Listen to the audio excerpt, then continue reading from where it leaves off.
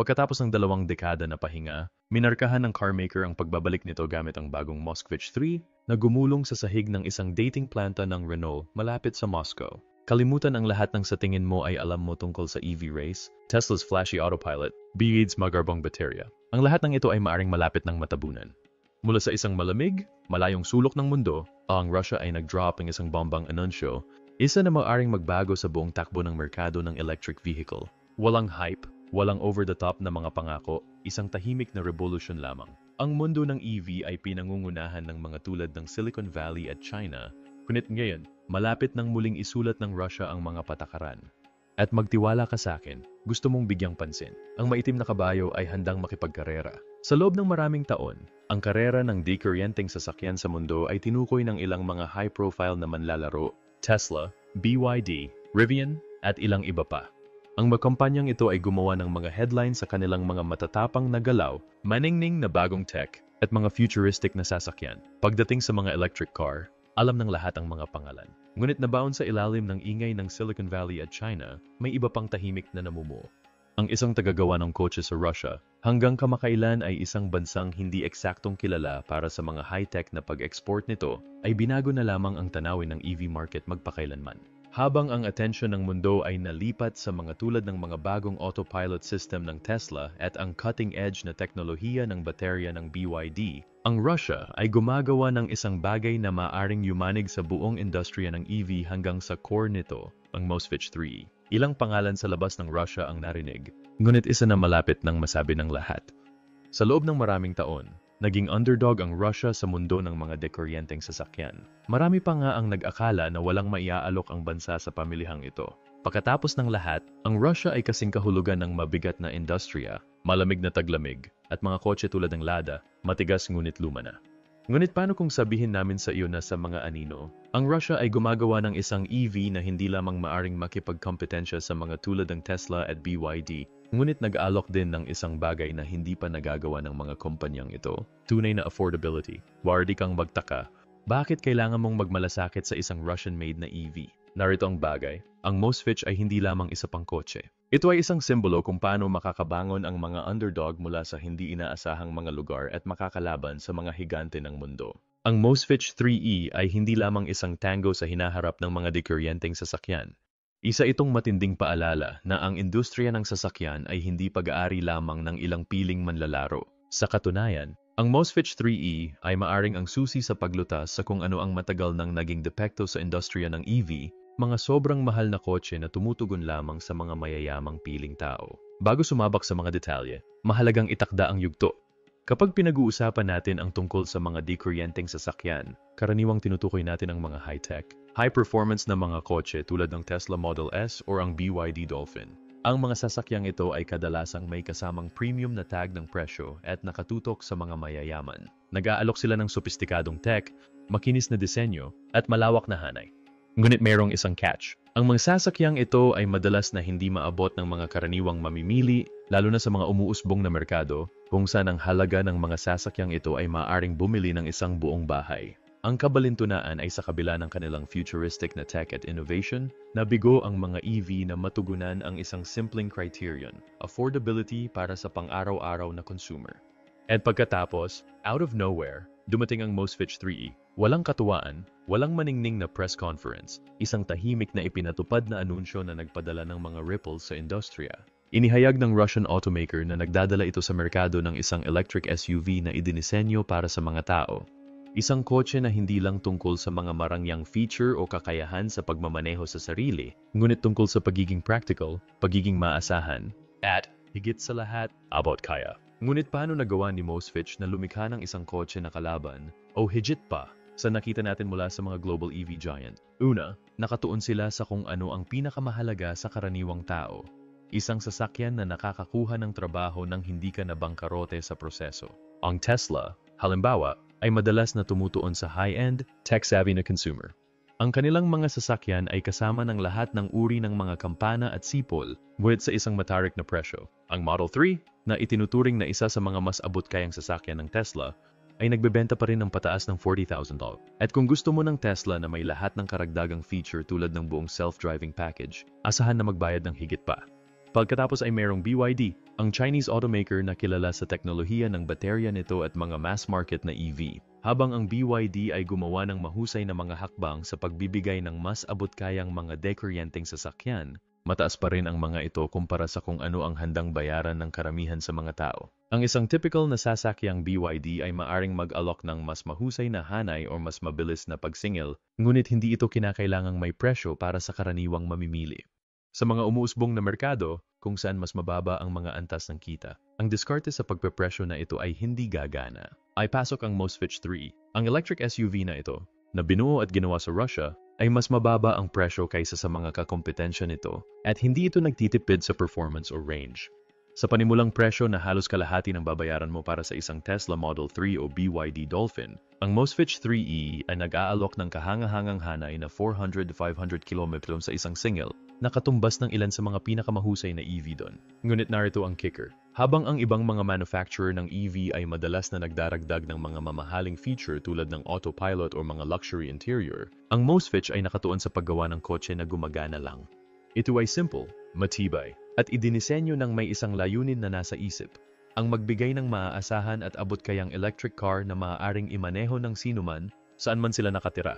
Dito matatagpuan ang tahimik na henyo ng Russia. Habang ang ibang mga bansa ay nakatuon sa pagdaragdag ng mga hindi kinakailangang feature o paggawa ng mga sasakyan para sa mga mayayaman, ang Russia ay umatras at nagtanong, ano ba talaga ang kailangan ng mga tao sa isang EV? Ang sagot ay hindi self-driving tech or infotainment system.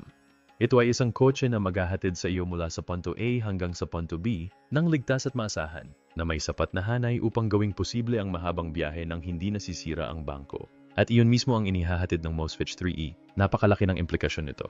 Malapit na tayong masaksihan ang pagbabago sa EV market, isang paglipat mula sa mga high-end na luxury cars patungo sa isang bagay na ginawa para sa masa. Ang Mosfetch 3e ay maaring maging benchmark para sa mga abot-kayang EV na pumipilit sa mga kakompetensya na pag-isipang muli ang kanilang buong mga modelo ng negosyo. Habang nagsisimulang makita ng mga mamimili sa mga umuusbong na merkado ang halaga sa isang abot-kayang dekuryenteng sasakyan na nakakatugon sa kanilang mga pangunahing pangangailangan, lalago lamang ang pangangailangan para sa mas practical na mga option.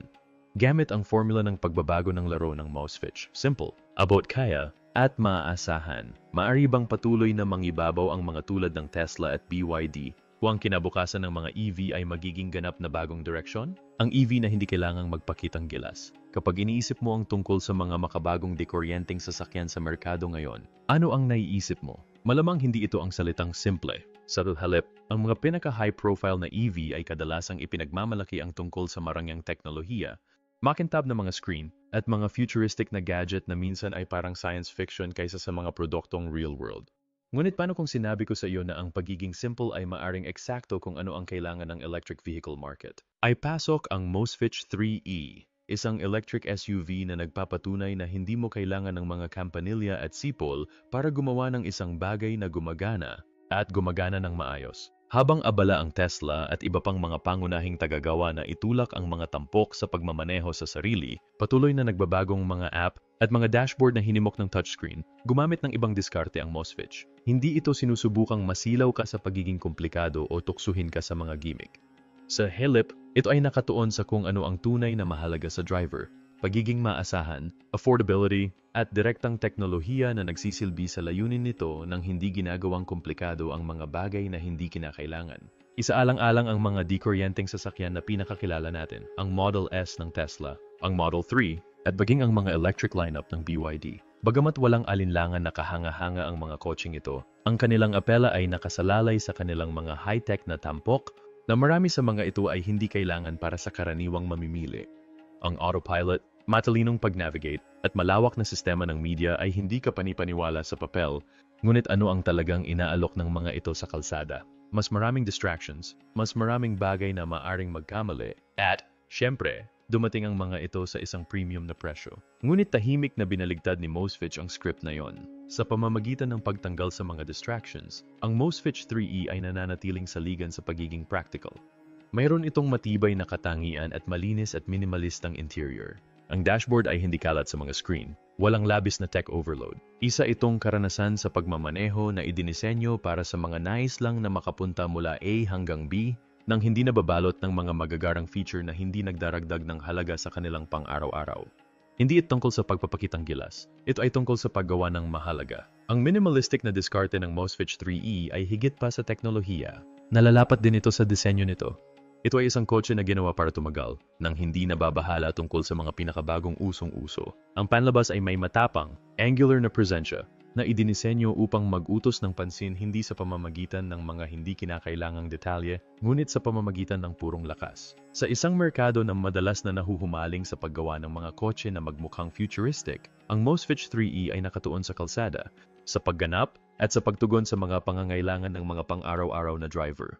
Yan ay isang bagay na bihira nating makita sa EV market, isang kotse na hindi kailangang i-advertise ang halaga nito. Ito ay isang walang katuturang diskarte sa mga dikuryenteng sasakyan na malapit nang maging gold standard para sa kung ano talaga ang gusto ng mga tao sa isang kotse. Hindi sinusubukan ng Mosfetch 3E na maging lahat sa lahat. Ito ay malinaw, direkta, at idinisenyo para sa mga taong pinahahalagahan ang pagiging practical at pagiging maaasahan higit sa lahat.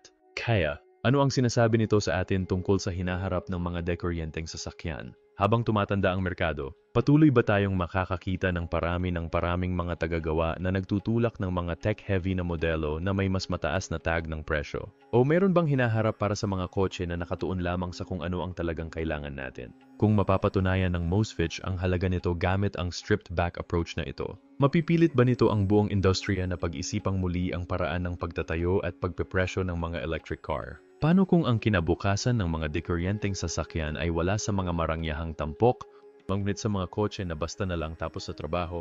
Walang kalakip na string? Ang EV na hindi kailangang ipakita ang mga dekuryenteng sasakyan ay naging kasing kahulugan ng mga high-tech at marangyang feature. Maging ito man ay ang makabagong autopilot system ng Tesla o ang makinis na interior ng BYD Dolphin. Ang mga kotseng ito ay sumisigaw sa hinaharap. Ngunit sa gitna ng mabilis na technological na karera ng armas, isang kumpanya ang nagpasya na kumuha ng ibang ruta. Mosfetch. Noong inanunsyo ang Mosfetch 3E, hindi lang ito isa pang kotse na nangangako ng pinakabagong teknolohiya. Ito ay isang kotse na nag-prioritize ng isang bagay na mas mahalaga, pagiging simple at pagiging maaasahan. Ang tanawin ng mga dikuryenteng sasakyan ay punong-puno ng mga flashy na gadget at patuloy na umuusbong na teknolohiya. Ngunit ang bagong entry ni Mosfetch ay gumagawa ng isang matapang na pahayag. Ang kinabukasan ng mga EV ay hindi kailangang maging komplikado. Sa isang panahon kung saan kahit ang mga pangunahing sasakyan ay may kasamang mga komplikadong infotainment system, self-parking feature, at advanced na autonomous na teknolohiya sa pagmamaneho, nagpasya si Mosfetch na alisin ang hindi kailangan at tumuon sa kung ano talaga ang mahalaga. Ang karanasan sa pagmamaneho. Ito ay maring mukhang isang kakaibang diskarte sa isang mundo kung saan ang lahat ay tila hinahabol ang susunod na malaking tagumpay. Pero isipin mo, gaano kadalas mo talaga kailangan ang lahat ng matalinong teknolohiya sa iyong sasakyan? Oo naman, kahanga-hanga ang autopilot. Ngunit gaano kadalas mo kailangang alisin ang iyong mga kamay sa para maging kapaki-pakinabang ito? At gaano karaming mga tao ang tunay na nakikinabang sa isang kotse na nakaparada mismo? O isang dashboard na puno ng data na bihira mong tingnan? Dito nakasalalay ang henyo ni Mosfetch. Sa pamamagitan ng pagtuon sa mga pangunahing kaalaman, nakagawa sila ng sasakyan na tumutugon sa mga pangangailangan ng karaniwang mamimili, hindi lamang sa mga mahilig sa teknolohiya. Ang 3E ay may simple, minimalist na disenyo na may intuitive na layout na hindi binobomba ang driver ng tech na maaring napakalaki. Ang control ay madaling maunawaan, ang dashboard ay walang kelat, at ang karanasan sa pagmamaneho ay diretso. Sa halip ng mga hindi kinakailangang kampanilya at sipol, nag-aalok ang Mosfetch ng kotse na magdadala sa iyo mula A hanggang B ng walang abala o komplikado. Ang diskarte na ito ay lalo na nagre-refresh sa konteksto ng EV market na madalas na inakusahan ng labis na komplikadong mga bagay sa ngalan ng pagbabago. Pag-isipan kung paano pinamunuan ng Tesla at BYD ang industriya gamit ang kanilang mga malalawak na feature, habang ang mga feature na ito ay tiyak na groundbreaking, kadalasan ay may mataas na presyo. Ang Tesla, halimbawa, ay kilala sa mga makabagong tampok na autopilot nito na, bagamat kahanga-hanga, ay kadalasang hindi kailangan para sa karamihan ng mga driver. Sa kaibuturan ng mga sasakyang ito ay isang makabuluhang markup dahil sa mga advanced na feature na ito na nagtutulak sa punto ng presyo sa hanay na isang piling grupo lamang ng mga mamimili ang kayang bayaran. Ngunit ang Mosfetch ay hindi naghahanap upang mapahanga sa mga gadget. Sa halip, ang 3E ay nakatuon sa paghahatid ng kung ano ang gusto ng karamihan sa mga driver. Isang maaasahan at abot kayang dekuryenteng sasakyan na hindi nag-overpromise o kulang sa paghahatid. Sa panahon na ang mga tao ay nagpupumilit na maabot ang kanilang mga pangangailangan, lalo na sa mga umuusbong na merkado, ang huling bagay na kailangan ng sino man ay isang $60,000 na kotse na may maraming mga advanced na tampok na hindi nila kailanman gagamitin. Ang gusto ng mga consumer at kung ano ang inihahatid ng Mosfetch ay isang dikuryenteng sasakyan na ginawa para sa totoong mundo. Isa sa mga pangunahing elemento na nagpapatingkad sa Mosfetch 3E ay ang pagiging affordability nito. Ang kotse ay nakapresyo sa isang fraction ng kung ano ang iyong babayaran para sa isang Tesla or BYD na sasakyan na may maihahambing na mga spec. At narito ang kicker. Sa kabila ng mas mababang presyo, ang 3E ay hindi na kompromiso sa kalidad o pagganap. Hindi ito murang sasakyan. Ito ay isang abot-kayang kotse na naghahatid ng mahusay na halaga. Sa hanay na 400 hanggang 500 km sa isang single, higit pa ito sa kakayahang pangasiwaan ang pang-araw-araw na pangangailangan sa pagmamaneho. Binuo ito gamit ang mga dekalidad na materyales at nag-aalok ng matatag na karanasan sa pagmamaneho nang wala ang lahat ng nakakagambalang tech-heavy. Ang pagiging simple na ito ay umaabot sa interior ng kotse na idinisenyo na may parehong practical na mindset. Walang maningning na dashboard na may kumikinang na mga ilaw o isang touchscreen na nangangailangan sa iyong magbasa sa maraming menu para isaayos ang mga pangunahing setting. Sa halip, ang layout ay intuitive, ang mga materials na ginamit sa cabin ay matibay, madaling linisin, at ginawa upang mapaglabanan ang pagkasira ng araw-araw na paggamit. Sa esensya, ito ay isang kotse na nilalayong gamitin araw-araw na may kaunting kaguluhan. Ang pagtuon sa pagiging simple ay hindi humihinto sa disenyo or interior ng kotse. Ang paraan ng pagmamaneho nito ay pantay-pantay. Hindi sinusubukan ng Mosfetch 3E na maging isang performance na sasakyan na may mabilis na pagpabilis ng kidlat or matalim na pag-corner. Sa halip, idinisenyo ito upang maging madali at komportabling biyahe para sa sinumang nangangailangan ng maaasahang paraan upang makalibot. Ang paghawak ay tumutugon, ang pagpipiloto ay makinis, at ang suspension ay ginawa upang pangasiwaan ang lahat ng uri ng mga kalsada mula sa mga kalye sa lungsod hanggang sa mga highway ng bansa. Ngunit marahil ang pinakamahalagang elemento ng pilosopiya ng disenyo ng Mosfetch ay ang kakayahang gumanap sa mga tunay na kondisyon sa mundo. Bagamat ang Tesla at iba pang mga luxury EV ay madalas na idinisenyo na may maayos na mga kalsada sa isip, ang Mosfetch's 3E ay handa para sa anumang ihagis ng kapaligiran dito. Kung ito man ay nagmamaneho sa mga nalalatagan ng niebe na mga kalye o mga magaspang na kalsada sa backcountry, ang 3E ay may kagamitan upang mahawakan ang lahat ng ito.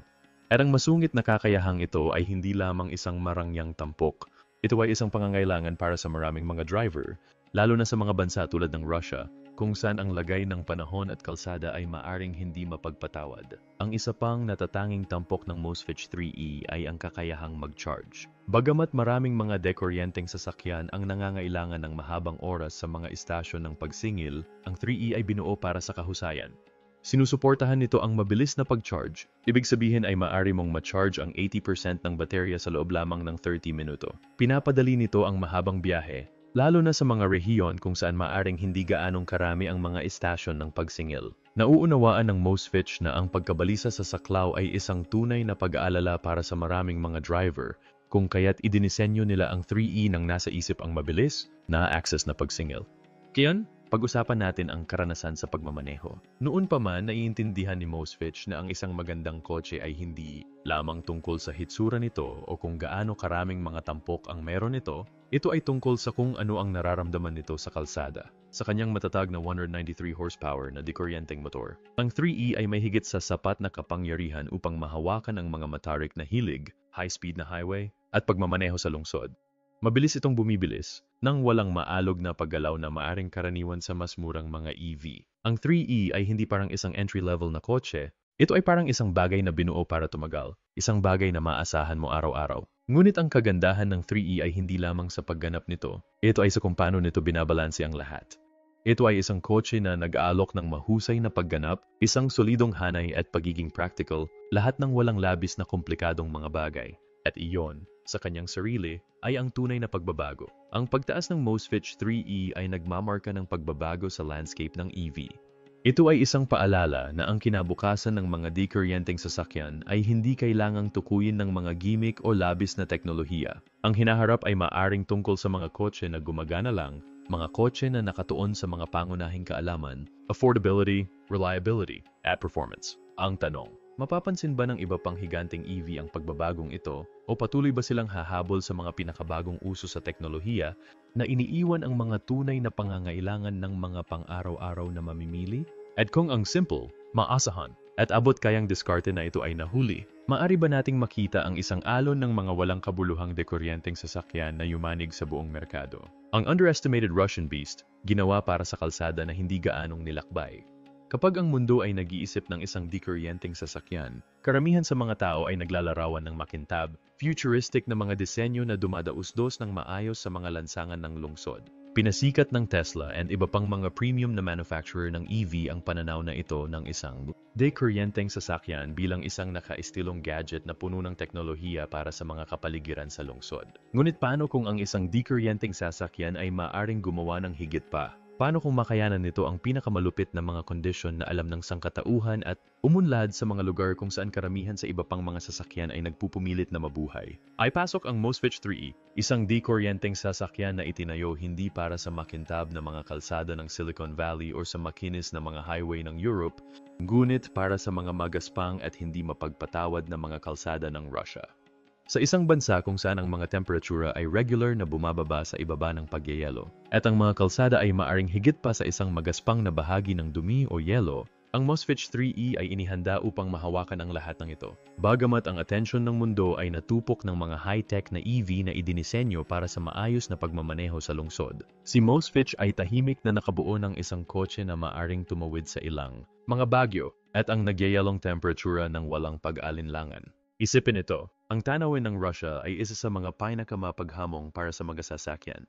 Ang mga kalsada ay maaring magyayelo at mapanlinlang, lalo na sa mahaba at malupit na taglamig. Gayunpaman, ang Moskvich 3E ay maingat na ginawa ng nasa isip ang mga hamong ito. Ito ay hindi lamang itinayo para sa makinis, malinaw na mga kalsada ng mga urban na kapaligiran. Dinisenyo ito para sa mga pinakamagagabang na lupain na maiisip, kung saan ang ibang mga EV ay maaring mawalan ng silbi o mawalan ng silbi sa matinding lagay ng panahon.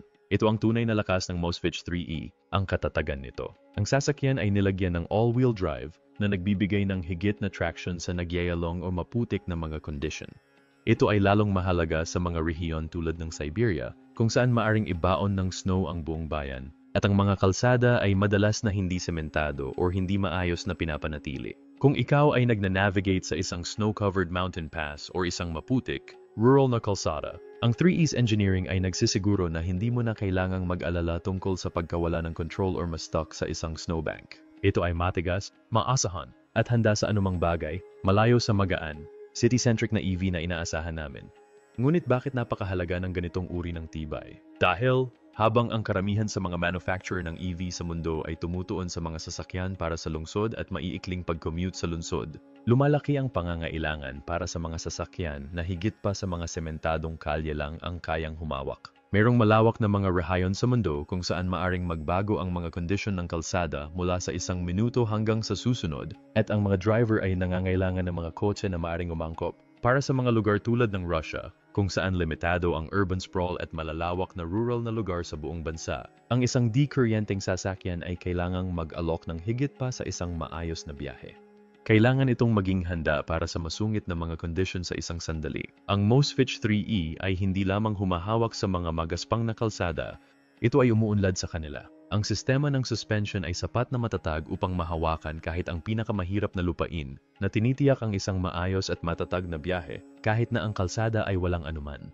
Ang chassis ay pinalakas upang mapaglabanan ang mga bumps at jolts ng off-road driving, at ang mataas na ground clearance ng kotse ay nangangahulugan na maaari nitong alisin ang mga hadlang tulad ng mga bato o mga ugat ng puno nang hindi nagpapawis. Ngunit ang pagiging masungit lamang ay hindi sapat upang makagawa ng isang mahusay na dekuryenteng sasakyan. Ito ay tungkol din sa pagganap, at na kung saan ang Moskvich 3E naghahatid sa spades, ito ay hindi lamang isang kotse na ginawa upang makaligtas sa pinakamahirap na mga kondisyon, ito ay ginawa din upang gumanap sa pamamagitan ng 193 lakas kabayo na dekuryenteng motor. Ang 3E ay maring umabot mula 0 hanggang 100 km bawat oras sa loob lamang ng 8 segundo na inilalagay ito sa daliri sa paa kasama ang ilan sa mga pinakamahusay na European-style na performance na mga kotse. Ngunit ang pagganap ay hindi lamang tungkol sa acceleration. Ito ay tungkol sa kung paano humawak ang kotse kapag ito ay nasa kalsada. Ang paghawak ng Mosfetch 3E ay matalas, tumutugon at hindi ka panipaniwalang matatag na ginagawang isang kasiyahang magmaneho kung ikaw ay naglalakbay sa mga highway o humaharap sa mas mapanghamong mga lupain. Ang kombinasyong ito ng kagaspangan at pagganap ay ginagawang ang 3E ay isang standout sa merkado ng electric vehicle. Ito ay isang kotse na handang makipagsapalaran. Ito man ay nagmamaneho sa pamamagitan ng mga snowstorm sa gitna ng taglamig o naglalakbay sa mabato, hindi sementadong mga landas sa kanayunan. At ito ay hindi lamang tungkol sa kakayahan ng kotse na humawak sa mahihirap na kalsada. Ito ay tungkol sa kung paano ito ginagawa ng hindi na kompromiso ang ginhawa o karanasan sa pagmamaneho. Ginagawa ng Mosfetch 3E na walang hirap ang masungit na pagmamaneho na nag-aalok ng tuloy-tuloy na balanse sa pagitan ng tibay at kadalian ng paggamit. Ngunit kung ano ang tunay na nagtatakda ng 3E bukod ay ang pag-iisip sa likod nito. Hindi lang electric vehicle ang ginawa ni Mosfetch, gumawa sila ng sasakyan para sa mga taong nangangailangan nito. Naunawaan nila na ang kinabukasan ng mga dekoryenteng sasakyan ay hindi lamang tungkol sa paglikha ng higit pang mga high-tech na gadget o pagtulak sa mga hangganan ng kung ano ang posible gamit ang mga screen at sensor. Ang kinabukasan ng mga dekoryenteng sasakyan ay tungkol sa paggawa ng mga sasakyan na talagang magagamit ng mga tao saan man sila nakatira o kung anong uri ng mga kalsada ang kailangan nilang i-navigate. Ang 3E ay isang perpektong halimbawa ng mindset na ito. Dinisenyo ito hindi lang para makipagkumpetensya sa mga luxury EV, ngunit para sagutin ang isang pangangailangan na kadalasang napapansin ng malalaking manlalaro tulad ng Tesla at BYD. Ang pangangailangan para sa isang dekuryenteng sasakyan na makayanan ang mga hamon ng totoong mundo. Hindi lahat ng driver ay nakatira sa isang lungsod na may makinis na kalsada at maaasahang infrastruktura. Hindi lahat ay may access sa mga fast charging station sa bawat sulok. Ngunit lahat ay nararapat sa isang dekuryenteng sasakyan na maasahan, abot kaya, at may kakayahang dalhin ang mga ito kung saan nila kailangan pumunta, anuman ang mga kondisyon. Ito ay isang simple ngunit malalim na ideya. At ito ay isa na Mosfetch ay naisakatuparan ng walang kamali-mali sa 3E. Ang sasakyang ito ay idinisenyo upang makayanan ang pagsubok ng oras. Ito ay itinayo para sa mga magaspang na kalsada, ang pinakamahirap na kondisyon, at ang pinakahinihingi na mga kapaligiran. Ngunit ginawa din ito para maging accessible sa mga taong higit na nangangailangan nito. Ang mga naninirahan sa mga rural na lugar, sa mga lugar kung saan ang mga traditional na EV ay maaring hindi makapaghatid. Tatayo ba ang mundo at mapapansin? Mababago ba ng masungit at walang katuturang diskarte ni Mosfetch sa mga dekoryenteng sasakyan ang tanawin ng industriya? O patuloy bang tututuon ang mga luxury, urban-centric na EV na tumutuon sa isang makitid, tech-savvy market? Habang tumataas ang pangangailangan para sa mas practical na mga dekoryenteng sasakyan, ang Mosfetch 3E ba ang magiging modelo na nagtatakda ng pamantayan para sa kung paano itatayo ang mga hinaharap na EV? Huwag hayaang lokohin ka ng presyo. Ang EV na it ay sumuntok ng higit sa bigat nito. Sa mundo ng mga dekoryenteng sasakyan, ang pagiging affordability ay madalas na iniisip. Hanggang sa nagpa siya si Mosfetch na guluhin ang pamantayan. Habang pinangungunahan ng Tesla at BYD ang merkado na may mga high-tech na feature at mabigat na tag ng presyo, binabago ng Mosfetch ang laro gamit ang 3E, isang electric SUV na mas mababa ang presyo kaysa sa mga kakompetensya nito. Ngunit narito ang kicker. Hindi ito nagsasakripisyo sa pagganap o kalidad. Sa panimulang presyo na $20,000 lang, nag-aalok ang 3E ng hanay na 400-500 km sa isang single, na inilalagay ito sa par sa mga high-end na EV na doble ang halaga. At habang maraming EV ang dumaranas ng pagkabalisa sa saklaw, tinitiyak ng mabilis na pag-charge ng kakayahan ng Mosfetch na 80% ng baterya ay na-charge sa loob lamang ng 30 minuto. Iyan ang kaginhawaan na iyong aasahan mula sa isang marangyang kotse, hindi isa na idinisenyo para sa abot kaya. Ngunit ang tunay na kagandahan ng 3E ay nakasalalay sa pagiging simple nito. Habang ang ibang mga brand ay tumutuon sa pagdaragdag ng mga feature na mabibigat sa teknolohiya na nagpapalaki ng mga gastos, gumawa si Mosfetch ng kotse na diretso sa punto. Solid na range, solid na performance, at isang intuitive na disenyo na hindi nakakasagabal sa driver ng mga hindi kinakailangang abala. Ang 193 horsepower na motor nito ay mabilis na bumibilis, at ang all-wheel drive nito ay nagsisiguro ng katatagan kahit nasa masungit na lupain.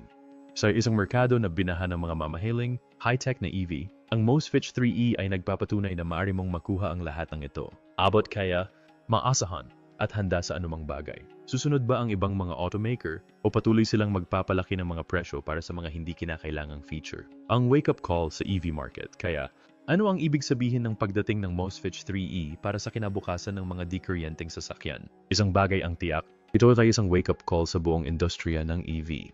sa napakatagal na panahon. Ang mga dikuryenteng sasakyan ay tiningnan bilang isang marangyang produkto na nakalaan para sa mga mayayaman na may mga tag ng presyo na hindi maabot ng karamihan sa mga mamimili. Ngunit sa matapang na hakbang ni Mosfetch, nagbabago ang salaysay. Sa pamamagitan ng pagtuon sa kung ano talaga ang gusto ng mga consumer, maasahan, abot kaya, at matibay na sasakyan, nagtatakda ang Mosfetch ng bagong pamantayan para sa kung ano ang maaring maging mga electric car.